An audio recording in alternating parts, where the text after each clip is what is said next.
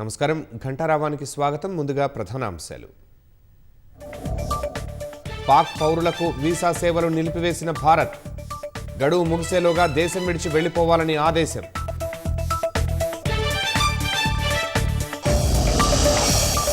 భారత్ నిర్ణయాలపై స్పందించిన పాకిస్తాన్. రవాణాకు వీలు లేకుండా వాఘా సరిహద్దు మూసివేత.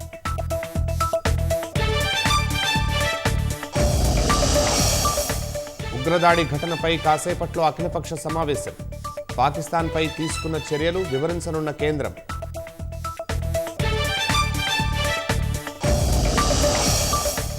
భారత్ చర్యలతో పాక్ ఆర్థిక వ్యవస్థ కుప్పకూలిపోయే పరిస్థితి.